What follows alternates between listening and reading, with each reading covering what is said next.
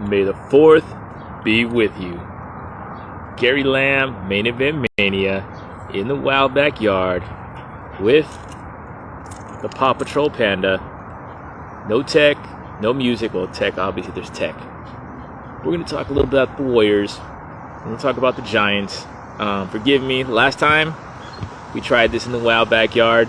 You know what? It's a jungle out here in my backyard, and we lost a little bit of internet service, but the Panda free. You want to sit with me? Okay. Panda, okay. Panda wants to take over the show. More Panda, less of me. It is a good thing.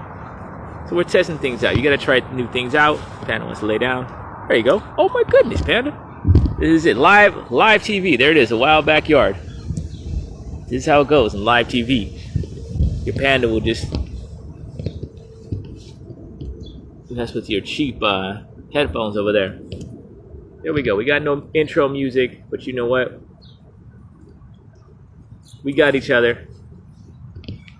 Tough loss tonight. It was a tough day in Bay Area sports. Definitely a tough day for Gary Payton III. Man, trying to hog the show. And I made a reel last night. First of all, hello. Hello, Gary Lamb, Main Event Maniacs. I appreciate that you're here.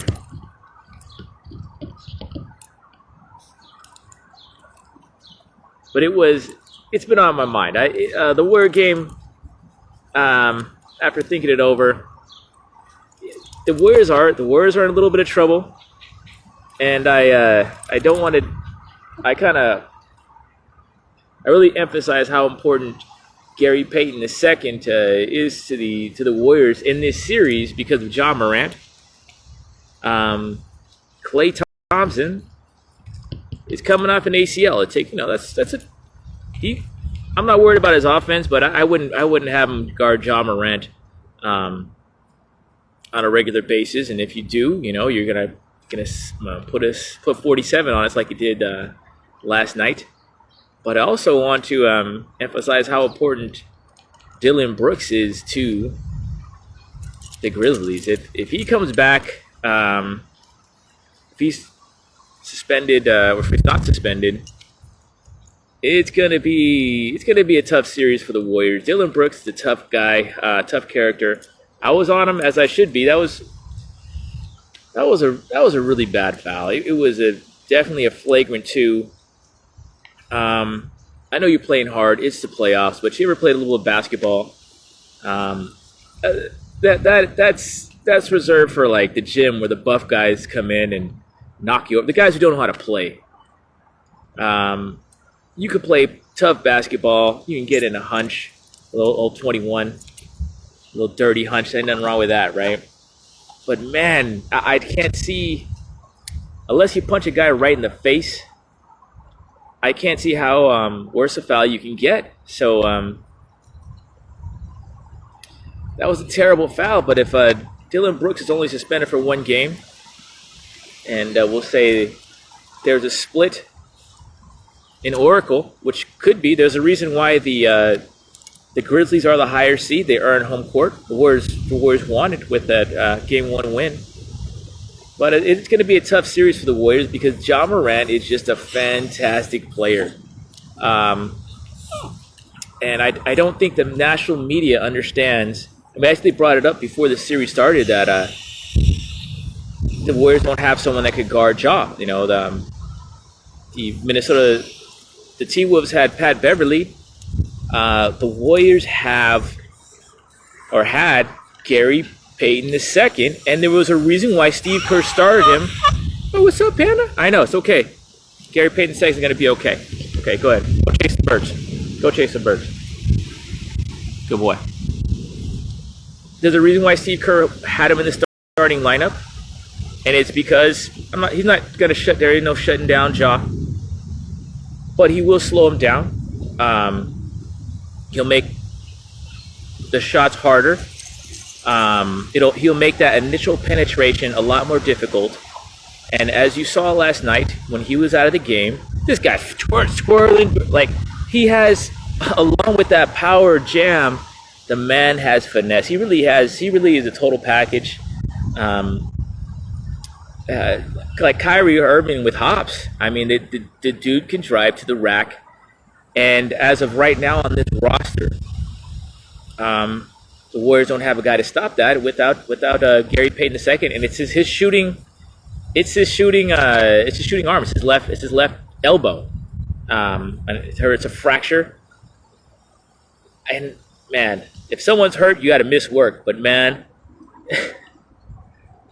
I wish that guy could play, because if you ever had an injury and you're in good shape, it feels like nothing. That even the swelling you might even swell at first, man. But once that thing gets cold, you're done.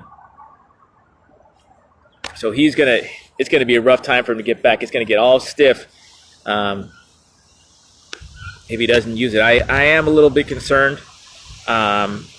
I got to give props to. I've been hard on Andrew Wiggins, and it's not his game. It's sometimes he disappears a little bit. And that, of course, you got Thompson, Curry, and Poole. What are you gonna do? He was an all-star in the first half of the season. Then, Thompson, Curry, and Poole got to figure that out. Those are 30-point a game scorers. But I really loved Andrew Wiggins' effort. I love that he stepped up out on the perimeter to guard Ja. He has the length, but man, Ja is something else, and that's why I'm a little. There's reason to be concerned with this Grizzly team. They are tough. They are, and now they have a strategy that's going to work, namely give it to Ja Morant, and the Warriors don't have an answer. Steph Curry, you can't have him on there. He's crafty, but he ain't Ja. Plus, he's coming off injury of his own. Klay Thompson, all time. This guy is an all-time great perimeter defender. Is Klay, but the man is coming off an ACL. Offensively, I think he's better. He has more game. He's a better passer. He has a couple moves. I'm not taking anything away from Klay Thompson, but coming off the ACL, you need some time as a defender, not on offense, as a defender, to be able to slow down Ja Morant. And just Klay, as good a defender as he is, I compare it to guarding Kyrie Irving. Just Ja is that good. Ja is that good, and plus he has hops. This is really tough, and it's. I just can't emphasize how terrible the injury was, and Steve Kerr had the antidote for Ja. We were not going to. I'm not going to say by any means that Gary Payton II is the Ja Morant stopper. Ja was still doing his thing, but this is a tough one. It reminds me of LeBron James. The first time the Warriors faced the Cleveland Cavaliers, LeBron just took over and he was almost unstoppable. And that's where Ja is right now on the perimeter. As good as that, but on the perimeter was horrific. You could play tough, without that kind of foul. I think it was. I think that's as bad as it can be without actually getting a fight. I think he probably should be suspended. Oh, we're back. Sorry, excuse me. Non-alcoholic. Yeah, whatever. May the 4th be with you. I'm back. Thank you for staying. Thank you for hanging in. If you didn't hear me, I'm praising Dillon Brooks, his game all season. He's been great against the Warriors. Here's the thing. If he comes back even after one game, the Warriors are in big trouble. I really emphasized how important Gary Payton II is to the Warriors in this series, not necessarily for the rest of the playoffs. There's not another Ja Morant in the whole playoffs. All right, that guy's of one, and it's his time. He is coming into his own career high in a playoff game, and he knows to attack what the Warriors do not have.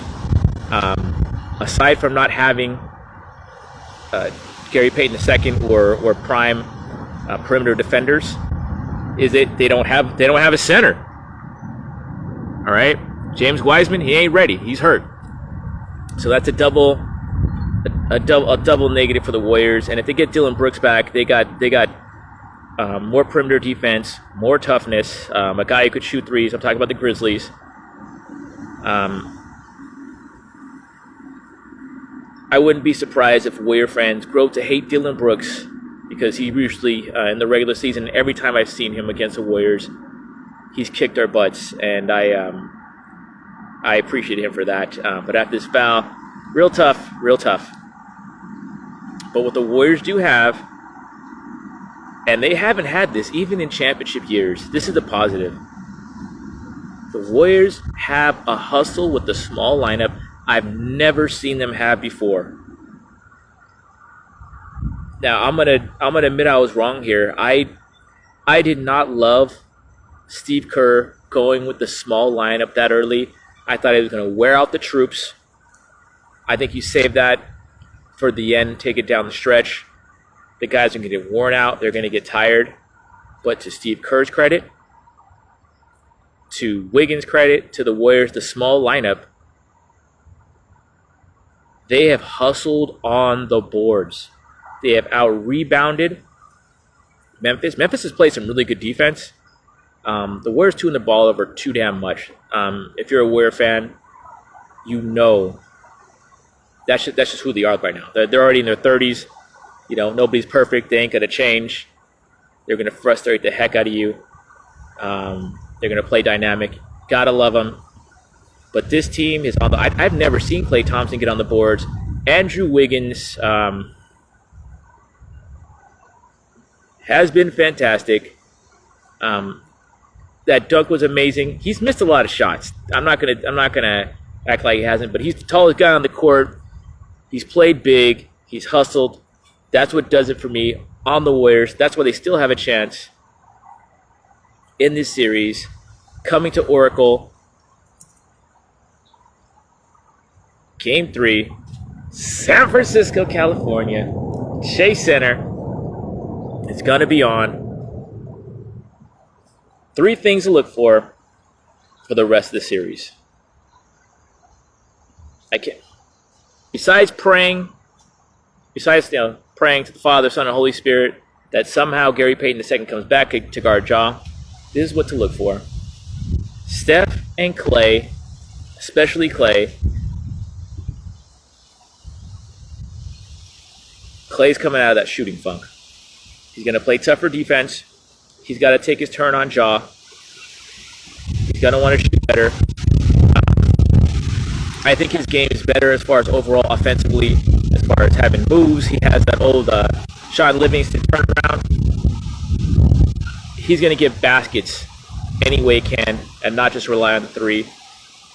If you're a Warrior fan, you know what? Klay just has these streaks. When he's hot, I've never seen hot like Klay. He shakes a whole building. He gives your body tingles. The whole building has fear. But he goes on streaks where he's cold. The best thing about him is he's always had to guard the best perimeter player and leave Steph Curry free. Look for Klay Thompson to, of course he's going to shoot better. Look for him to make a better impact on defense and score more in any way he can. If he's not hot, look for him to find a way to score, because he's going to want to score. The Warriors need it. What the Warriors have is firepower. Poole, Curry, and Klay, they figured out how to score. All right, I'm going to add a 4th one to that too. Look for Steph Curry to attack Ja Morant. And look for the whole Warrior team. If you're going to play Poole, Klay, and Steph Curry, who else is Ja going to guard? So whoever Ja is guarding, the Warriors should attack that player. You can't. Ja is only human. He looks inhuman, but you gotta get him into foul trouble. You gotta attack him when the Warriors have the ball. make him defend, make him a two-way player. He's a problem. He gets a lot of steals, but get him into foul trouble. I think Steph Curry's gonna attack. He needs to take it to the basket or be crafty and get to the line. And I think Klay Thompson's the same thing, maybe a little different way, maybe on the post with that little shake, the little Sean Livingston post-up game he has now. And they're going to have to put up with some block shots because the Grizzlies defense has blocked quite a few shots that we saw last game. They are legit. They are the higher seed for a reason. The Warriors have coasted. They flicked the switch. All right. And so look for the Warriors to attack Ja on defense because if Dylan Brooks is back, you don't want to attack him.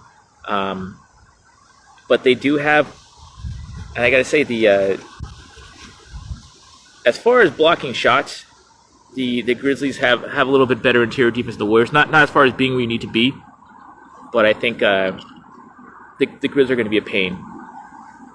The Warriors get to the paint, but they got to go in there to draw contact. They got to go in there to draw contact. Non-alcoholic. Just kidding.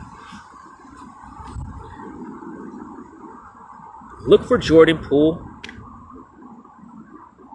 to turn the ball over less. As good as Jordan Poole has been, he looks like a star. He gets to the basket. He doesn't have super hops, but he's a blur getting to the basket, and he's sweet around the rim. Look for Jordan Poole to take a deep breath at Oracle. And look for the Warriors, the team, not to get themselves in situations where they're in a trap. Look for Steve Kerr to help the Warriors get out of the trap. Look for passing situations. Look for guys to move around so guys can get out of the trap, get the ball out to an open player, and swing it around and get open shots. In other words, turn the ball over less and make less passes that are dumb passes. Right? It's a Warrior trait. They get in game. The Steve Kerr Warriors have done this. I'll say it. The Steph Curry Warriors have done this. It's Steph. It starts with Steph. Steph's all-time great. One of my favorite Warriors. Thank God. Thank you, Jesus, for Steph Curry. Steph Curry is always a left-handed pass in the guy he's turned into. I think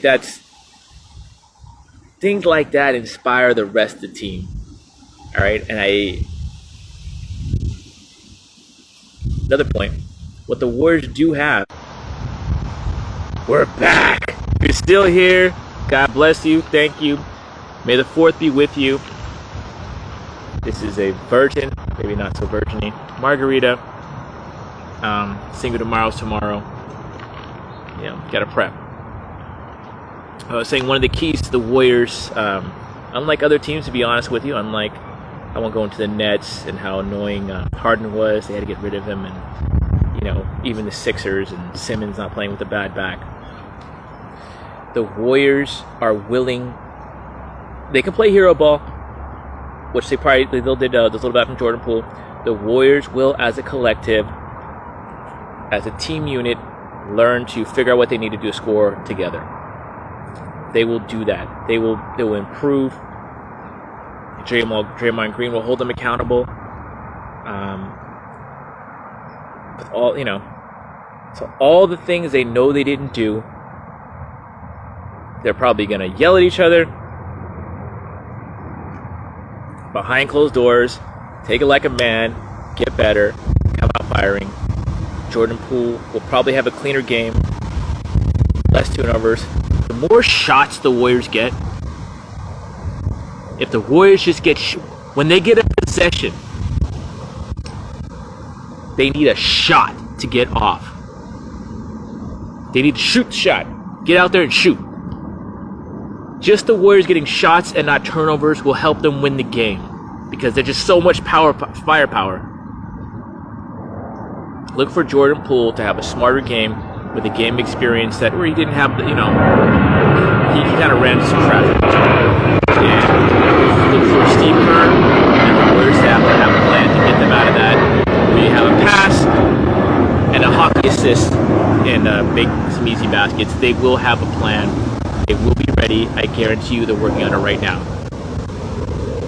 And finally, last thing I'll say about the Warriors, look out for Jonathan Kuminga. The Warriors, I can't emphasize this more. I've said it, you're probably bored of hearing me saying this. It's gonna be damn hard to stop Ja Morant. Basically, the offense is give this guy the ball because he cannot be stopped. Because otherwise, the Warriors are really good on defense. Jaren Jackson's, did some nice things. Guys are doing nice things. The Warriors are playing good defense. They are hustling. They're not doing anything really wrong. But Ja Morant is just that good. He's just that quick. He has all the athleticism. He has all the talent, all the skills, all the heart, everything. And I haven't heard anything about this. If I were Steve Kerr with me, I was saying my reasoning to give Jonathan Kuminga a shot at Ja. Number one, the Warriors have sprinkled him in. Every time Jonathan Kuminga gets in the game, he does something spectacular. Holy smokes! Like his athleticism is right up there with Ja. Plus, he's the brothers. Oh man, he's only 19. All right, but you're not really relying on him to do anything but be an X factor right now. All right, even though for his age, I think he's been mature. He's done some crazy stuff. He's looked 19 a little bit, but I don't think there's anyone whose athleticism can match Ja. But Jonathan Kuminga, right? Hey, get in there, body him up. We need Wiggins. We need Thompson, Clay, Curry, and even Looney. We need those guys to be smart. We need smart players to be smart. Hey, you know what? Mr. Kuminga, young man, you got 6 fouls. Make the best of them, buddy. No one's telling me this. Oh, here we go. Way up there. Way by the airport. I'm not even kidding. There, right there. Get it. What else I got there? There it is. Live action. But that right there, that's Jonathan Kuminga. He is flying. I would give Jonathan Kuminga a shot at Ja. It's what's he gonna hurt? It'll take pressure off other players the Warriors need. You can't. I love that Wiggins is trying, man. God bless you. God bless you, Andrew. Well, I love your energy, but we need you in there. You know which way to run. I give Kuminga maybe 10, 15 minutes on Ja, a half. Give him a shot. I mean, what's he gonna hurt? He's got 6 fouls, and let him do what he's doing on offense. Crash the boards, play in the dunk position. He's not scared. He hit a couple critical free throws in there. So look for a. I'm not getting this from anywhere, but great minds think alike. Steve Kerr has got to be looking for answers right now, and he was very upset. If everyone remembers the halftime interview, Steve Kerr did not pull any punches. He called Dylan Brooks' foul dirty. He said outright that was dirty play. Usually he's more. He'll say it like it is. He'll say what he feels, but he's more like the second part of that interview, that short interview, where it's like, hey, we got 12 guys in this team, and everyone's got to play. He's got to be looking for answers. He thought he had the solution, and he did. I give Steve credit all the credit in the world. I wasn't for the small lineup because in the past I thought we wore it out too early. But man, the what is called the young glove. He played really hard. He was the solution. He was enough. He slowed him down. Like, you can't stop Ja Morant. You can only hope to contain him. He was enough to slow down Ja a little bit for the Warriors to do their thing. All right. Steve Kerr and that staff are looking for solutions. I think one of them could be what the hell you got to lose? Give Kuminga a shot on the perimeter. He's long. He's got quickness. He's going to get clowned. That's what happens. You got a 19-year-old and a 22-year-old, unbelievable athletes. But I think Kuminga's got something right here. So he's got something I like about him. And save the Clay time. You know what I'm talking about, my friends. Y'all love Clay, but sometimes he's doing this and Steph's doing that. I'm like, what the hell are you guys doing? Why are you in foul trouble? Like, we need you. Everyone, it ain't gonna change. The brother's in the 30s, you know. That's how it is. So I like to see Kuminga not necessarily have offensive responsibility. When the Warriors get in that defense where they have a they usually have the center in the middle. You see it all the time with Curry, where they're at the top of the three-point line, or the top of the key, but it's way out in the NBA now, where the center is way out in the middle. I'd like to see Kuminga in that position where Wiggins was at the end of last night. At some time in the game, not all game, give Kuminga a shot. All right. So this series is going to come down to hustle. I don't think the Warriors have a.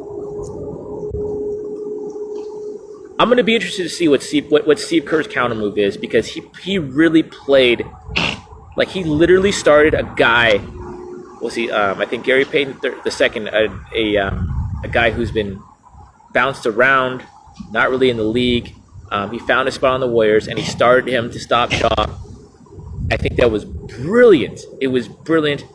What's Steve Kerr's move gonna be when the Warriors come back to San Francisco? That's the main thing to watch out for. Who's gonna be the guy? How are they gonna stop Ja? And here's the thing. In past games, like I said, this is why Dylan Brooks. This thing kind of breaks my heart with Dylan Brooks. He's been a guy who's really hurt the Warriors. Jaren Jackson's a guy who hurt the Warriors. They have the Memphis Grizzlies are for a young team, being the third seed is pretty solid. They are the higher seed than the Warriors for a reason. The rest of the team, they don't know which way to run, but they run there really hard. And sometimes they look like utter buffoonery, and other times it's like, wow, it's brilliance. Okay, so this is going to be, no matter how down Ja looks, don't let the smooth taste fool you. These guys are going to come back, and watch out for Dylan Brooks when he comes back. That dude, I don't like what he did, but before that incident, he had to be one of my favorite players in the NBA. I like his hard-nosed style, blue-collar, tough guy. Okay. I know some of you want to watch. It's drive time. I know some of you guys want to watch some Dynamite. It's 4:44. I'll let you out of here. I'll let you out of class before Dynamite. And I apologize for my language. I posted a reel, and I want to be a better influence to the young kids. I hate freaking Dodgers. All right, I can't stand them.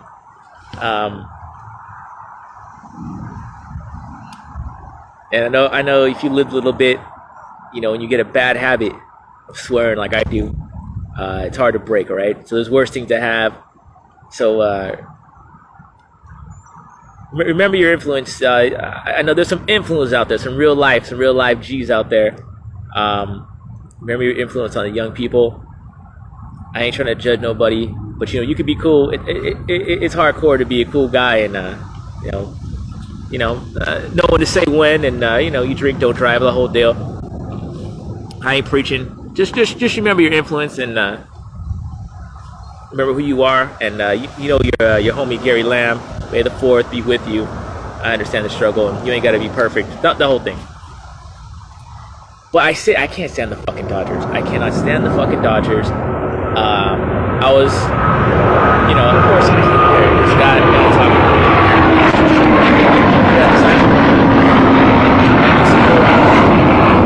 It's up there somewhere, way up there.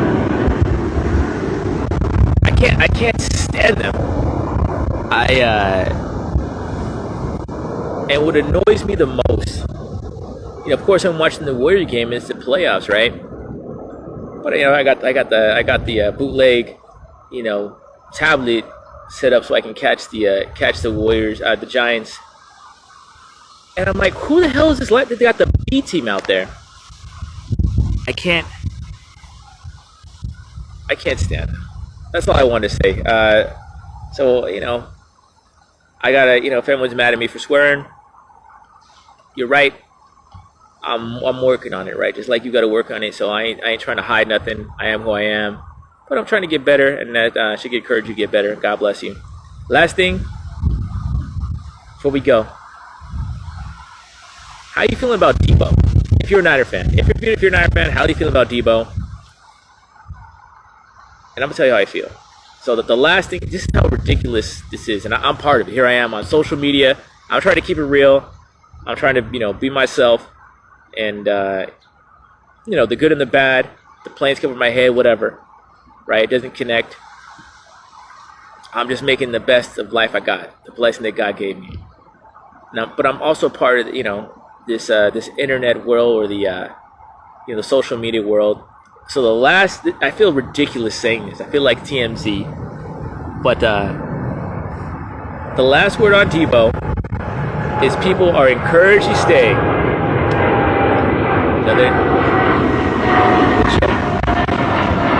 People are encouraged to staying because John Lynch went on KNBR and said he was encouraged that Debo would stay. Someone else, I don't know who it was, tweeted that quote or some kind of social media, and Debo liked it. And that's why we believe Debo might stay with the 49ers. That is completely ridiculous. But you know what? That's the world we live in. I'll take it. I'm part of it. I am the problem and the solution.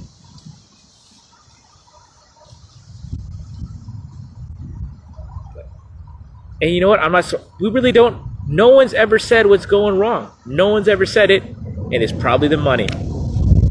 It's the money. And as a fan, if Debo comes back and plays, I'll be really happy. But I'm happy. I'm not even going to worry about it. I'm not going to worry about it. If Debo gets $25 million, he's going to be real happy. There's not going to be any problems. He's probably going to get a contract similar to A.J. Brown, who got to a $25 million for $100 million. That's palatable. The Niners were probably thinking $19 million before. What's it? Stupid Balky with a Kurt. I can't even remember receiver's name. He's such a jabroni. Balky was he ruined everything. Trent Balky's Trent Balky. He's like John Laurinaitis. Bow to the people. Trent Balky's an idiot. Christian Kirk is not going to do nothing at Hopkins. DeAndre Hopkins is out because of PEDs. Christian Kirk is such a brony. How could you pay him? You ruined everything. So this all stems from that and the Tyreek Hill deal where he got $30 million. I think after the draft, that now that Debo's not traded, he realizes that you can get some. And receivers are until recent years, receivers have been a volatile position. You can be really hit or miss, and sometimes receivers don't come through, until the third year. Things change. The world is changing. It's like the 3-pointer in basketball. Things are changing. But there's a nice receiver draft. There's a in the market of receivers, there's an influx of people who think they're going to be good. I don't know if Debo's going to get $30 million, but imagine yourself. Someone's going to jip you instead of $25 million. Someone else got 30. Yeah, you're going to get mad if you think you're better. And that's $5 million. You don't want to steal and taking that out of your pocket, right? But just think about it yourself, because Debo hasn't got paid. Once you got that first $22 million check, that's got to feel good, all right? You hit the lottery. I think everything's going to be okay. Things happen. This is not like a romantic relationship, all right? You know why? There's no sex involved. This is something different. I'm sure all of you. I know people want to watch. They want to watch the early Dynamite. So do I. So I'm gonna let you out. This is not like that. I guarantee you. Some of the violent people out there. Maybe you played fantasy football with your best buddy. You guys hate each other for a minute, right? Or whatever it is. Or maybe your best friend right now. Or you've seen people who are best friends because they fought each other. No one wants to be a punk, right? But then after a while, after you fought it out, it's like, man, the Niners held their ground. Man, Debo held his ground. After a while, the respect is earned. And once you get out there and play together, I think it's going to be okay. That being said, I take it seriously. But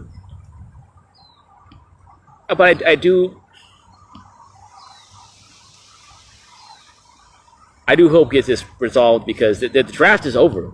Like I want to see Trey Lance. You know, just no, it didn't make no damn sense to get rid of your number one receiver, or at least your most dynamic player when you got a rookie quarterback. All right, so I'm happy that the Niners are holding firm.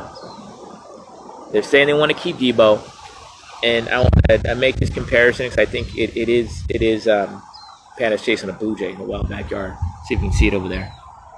All right, Panda, don't eat the blue jay. Don't eat the blue jay. Thank you, they're my friends. Good job, good boy. I'm gonna make 3 comparisons. Chris Webber of the Golden State Warriors. There he is, Pandas. Leave it alone, Panda. Hope you guys saw that. Anyway, he had problems with Don Nelson. Don Nelson is a hard-ass coach. He don't let no one tell him what to do. Chris Webber was a young kid in the perfect system, very similar to what Debo is with Shanahan. All right.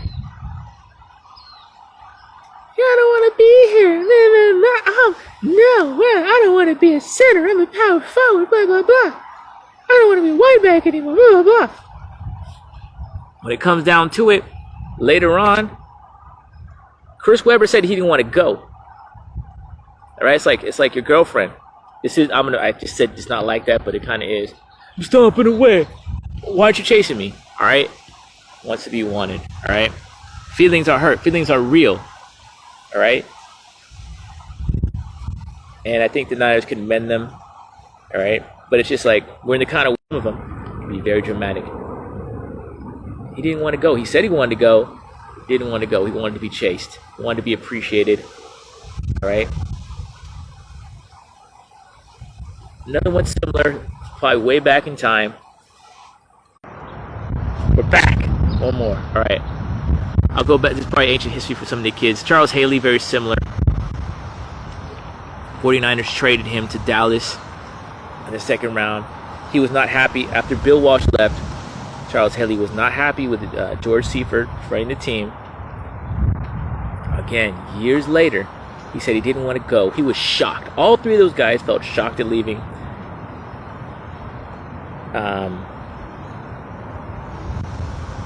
With my knowledge of the social human condition, my very educated guess is that Debo is on the same track. He just got to get paid. All right? It's the money. Once that money is in his direct deposit, everything's gonna be cool. All right, you're fighting over maybe a 23 million versus 30 million. That's a lot of dough. No one wants to get played, but once you get that bank account, once you get that in your account, sigh of relief. You're in the main event mania backyard. And with that, this has been Gary Lamb, Main Event Mania. For Panda. God bless you. Keep it real. Keep it clean.